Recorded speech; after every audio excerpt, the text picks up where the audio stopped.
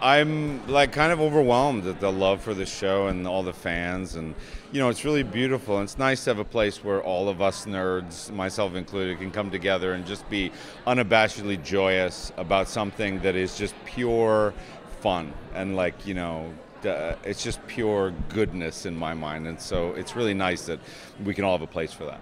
It's a sea of people. It's really huge, and you know, I think people were really happy to have us there and talk to us. And then when we showed the trailer, I think that was really exciting, just for them to see some new footage and to see what season 2 is going to be all about. So yeah, it was fun. You've seen some shots in there of, like, there's something still out there, and that rift wasn't closed, you know, in the Hawkins lab. So something still exists, and we sort of put a little bit of we saved a child, we solved it a little bit, but something clearly is out there that we have to, that's coming back in a bigger, badder way for this season.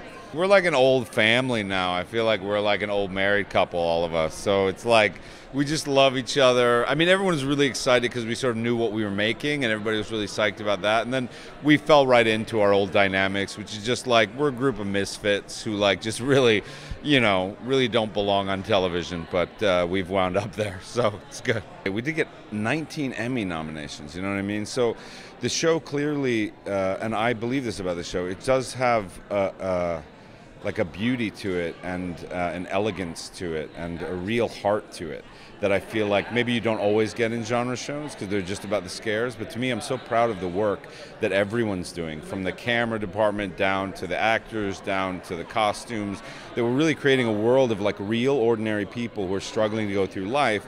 And then you get the added benefit of, like, a monster popping up. So, you know, it has like an indie film quality, but also it has that excitement of a genre show. So it's much more complicated. If you're skeptical of it being sci-fi, I think you'll find that it's much more complicated than that. And I mean, you have a real emotional attachment to these characters, and you really do feel a lot of love in the show. It's still processing. You know, it's crazy, like, absolutely, I mean, exciting, but just, like, mental, you know? It's so crazy to see it, like, physicalize the fan base, and to hear them and to see them, and that's just really cool. At the end of season 1, you know, Will's back, Barb's not. You know, there's right, you know, we only see kind of right after it's happened, but, you know, at the beginning of this season, she's been, you know, trying to cope with everything that's happened, and, you know, I think we see everyone looking for that new normal, you know, just trying to, like, keep on, carry on, find safety, find normalcy, but, you know, because we know there's no really going back to where they started, so we kind of see that begin to unravel in the beginning of season 2. Well, you know, I think in the first season, like I said, you know, we only get a tiny little taste of something big and crazy and scary and unknown, and I think in this season we step back and get a bigger scope of what's actually going on, and then, you know, we see these characters dealing with everything that's happened, dealing with each other, dealing with these new happenings. You know, it's going just deeper. It's just going deeper into what we saw in season 1. I think the show has something for, like, literally anybody. You know, there's kids, there's teens, there's adults. It's 80s, that's fun. The fashion is great, the music is great. It's a little scary, but not too scary, I think. So yeah, watch it. There have been plenty of theories thrown around. It starts off kind of, well, you know, a year later, and things have just not been completely solved, and things are changing, I'd say. It's a lot of change in this series, or excuse me, this season. It's like taking a lot of things that you really love about season 1, but a lot of things are different. I think that's kind of important out of a sequel, just to not kind of rely on the same old tricks, and yeah, it's different. Bigger spectacle, more on the line. You're more invested in these characters, you know, you've spent more time with them. Yeah, now that we've kind of, like, established the whole thing, especially as actors, we kind of knew the show that we were making after seeing it.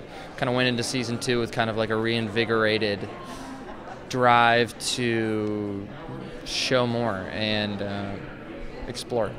Episode 1 through like 8 or 8.5 was me being like in the dark about all the supernatural stuff, and then all of a sudden I was like, this is all going on.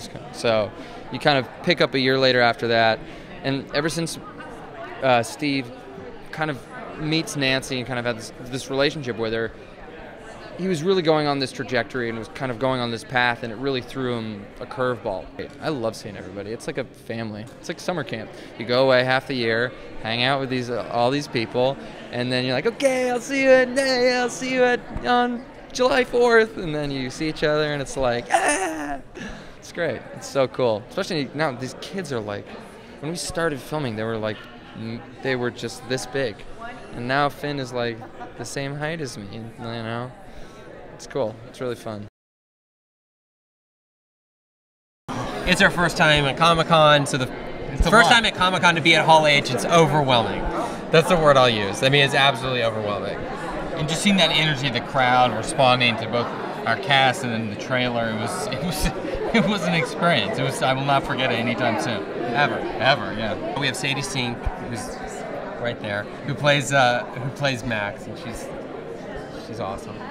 She's incredible. She's our new kid. I'm very excited for people to meet her.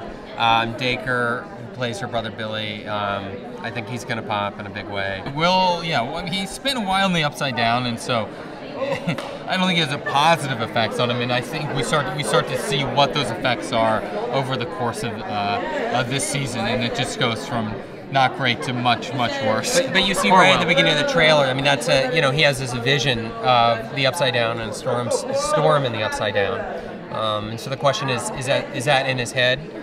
Is he have post-traumatic stress disorder? Is he having hallucinations, or is it something real and something that's actually happening and a real threat? And that's the question we raise right away. My favorite thing, and what I think we're also saying, is that when you hear about kids getting their parents to watch the show, and the parents then end up loving it.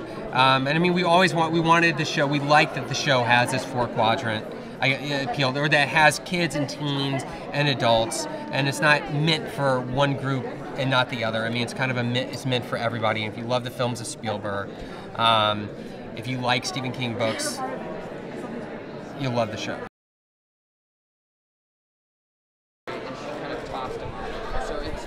Yeah, I play Max, and I can't wait for everyone to learn more about her. What I can say right now is that she's a bit different from normal girls. She's a tomboy. As you can see in like the trailer, there's a little clip of her. She obviously doesn't wear any dresses. You'll never see her in a dress. Yeah. It's been insane. I mean, this show is already so popular. I think there's more people this year.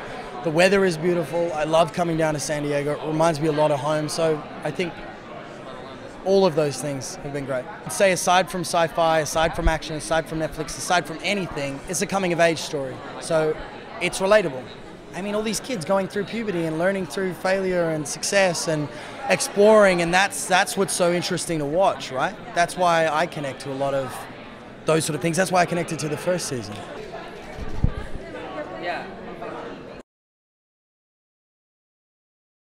It was so cool. I mean, I love Comic-Con, and I've always wanted to go here. So to be here as a guest was so cool. So cool. I mean, I got up there to do my surprise and ask my question, and they couldn't hear me. Everybody freaked out, which is, it's still so overwhelming to me, but I'm so thankful. It's incredible. The show I knew was special. I mean, I remember just reading the scripts and falling in love with the writing, and so I'm definitely not surprised that it's done well, but I definitely didn't think anybody would care about my character at all. So this has all been a total whirlwind for me.